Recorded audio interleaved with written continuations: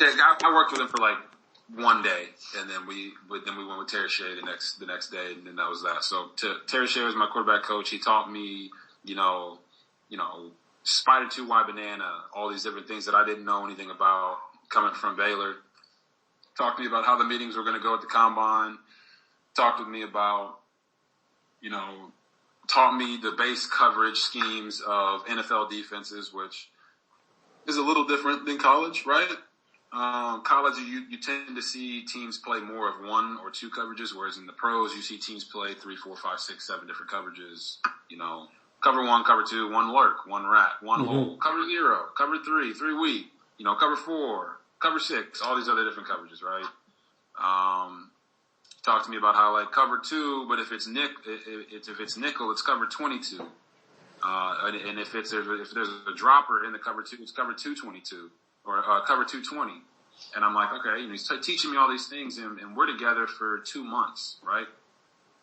So we get past the combine and everything, and every day we're working on our quarterback drops and all these different things, and it's I'm having a blast, right? I'm learning new stuff, so I'm constantly engaged, and we get to around the point where, okay, well, looks like I'm probably going to be a top pick at this point, because when I decided to turn pro, they were pretty much telling me you're going to be a first rounder. And then as people started breaking down the film and we got closer and closer to the combine, they're like, wait, this guy might be a top 15 pick, And then we get to the combine, and by the time I get to the combine, they're like, oh, he's not 6 foot tall. He doesn't weigh enough. He weighs 180. His hands are too small. His right leg's longer than his left, whatever it may be. You know how it gets around the combine. And, as soon as I height it at 6'2", they're like, man, this 6'2", 224. Oh wow, he's tall enough, he's big enough, the tape supports it. He's going to be either the first or second quarterback taken. So this is the process that I'm going through. And Terry Shea's there with me every step of the way. After the combine, obviously I went to the combine and wowed with the athletic ability in the meeting rooms, with the onboard work and all these different things. So they're like, okay, he's definitely solidified himself as the first or second quarterback taken. So me and Terry Shea, this one says he spent 9 weeks mentoring and training me, so just over 2 months. And we were at Athletes Performance Institute in Arizona, which is now called Exos in Arizona. Yeah, I've heard of that. Yep. And he says, he used to tell me this all the time. He would say, big we, little me. Big we, little me. He says that's the way he plays football. Big we, little me. Obviously that means what we call here in Baltimore, the team. Mm-hmm. Right? All about the team. It's all about the team.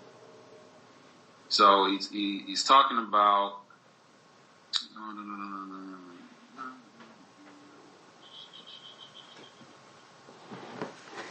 okay. He's talking about my ability to play the game.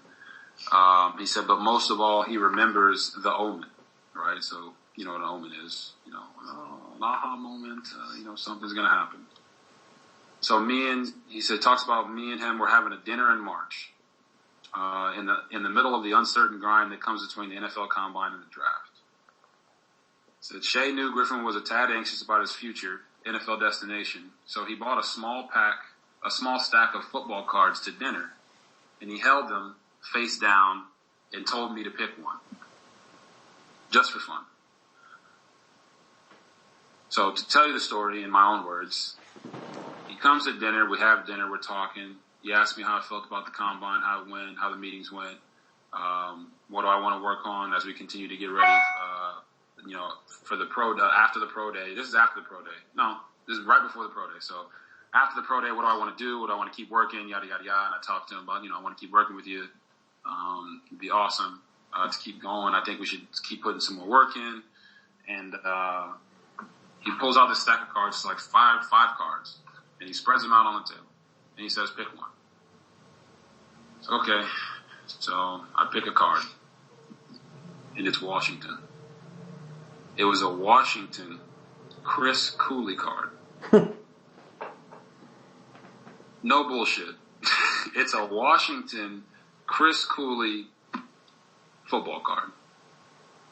We kind of both looked at each other and laughed, right? At this time, I have no idea that Chris Cooley is going to be one of my biggest supporters when he's my teammate in D.C.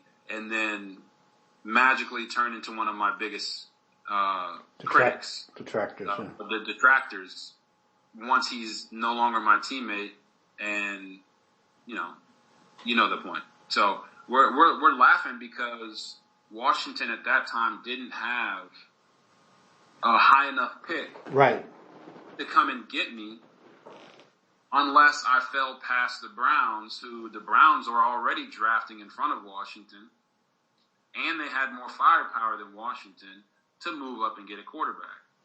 So at this time, I've already gone to the combine. I've already met Mike Shanahan. I've already heard of the interest through him and Dan and Bruce that they haven't come in to get me. But I'm very aware that Cleveland has more draft picks to give up to come get me, and they have a better draft pick. So why wouldn't the Rams trade that pick to them? So we're kind of laughing about it. And, just like, hey, you never know, but probably not, What was the purpose of the cards? Just for fun? The purpose of the cards was because we were in a state where, or should I say, I was in a state where I had no clue where I was going. Okay. I had no clue where I was going to get drafted. I knew I wasn't going to St. Louis because they had Sam Bradford at the time. Right. And they were already in discussions with a bunch of teams about trading for the pick. So that's why he did it, because in our preparation, getting ready for the pro day, we were, like I said, this was before, I got to correct, this was before the pro day. So we're getting ready for our preparation for the pro day. I was a little nervy when it came to where was I going to go? Where was I going to be playing football at in a couple months? And that's natural for any kid who enters the draft, works their tail off, and is just uncertain about where they're going. So he was trying to put me at ease and just saying, hey, I got these cards right here. Pick a card. and whatever card you pick, we'll just say that's going to be your NFL home, right? It was just for fun. It wasn't even a serious thing, and I picked a Washington Chris Cooley card. So like I said, we were laughing about it, all these things, and then, they said it right here. Washington had the number 6 pick, and I was certain to be off the board at number 2, whether that was, to the Colts or whoever moved up to get the pick.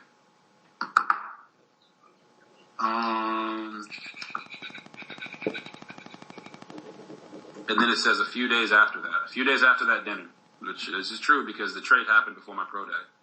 So a few days after the dinner, the news broke that Washington had dug into its pockets and it was going to send the number 6 and 39 picks, along with a first round selection in 2013 and 14 to jump the line and move up in the draft to pick me.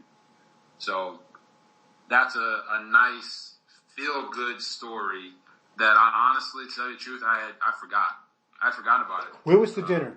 Was it in Waco or? No, the dinner was in Arizona. Is that where your pro day? No, your pro day was in Waco, right? My pro day was in Waco, but I trained in Arizona all the way up until the pro day. Okay. So we were in Arizona. I don't remember exactly where the dinner was. I could probably ask Coach Shea. He'll know. It's not in this article. Okay. So that's I thought it was a great feel-good story because I was actually looking up some of this negative stuff, the articles, and I just so happened to find this story about Terry Shea. And, it's about, it was written by Dan Weider from the Star Tribune in October 14, 2012. So this is while we're winning. Now everybody wants to dive deep back and talk about all the things. Mm-hmm. So that was kind of an omen that you were to go to Washington. You picked up there. Go to Washington. So what was it like during the course of that season? Did you go out much? Were you recognized on the streets? Were you not in Washington? I know Ashburn isn't, they have some strip shopping centers there or whatever, but did you feel the celebrity part of this thing as you're going through that season? Or did you kind of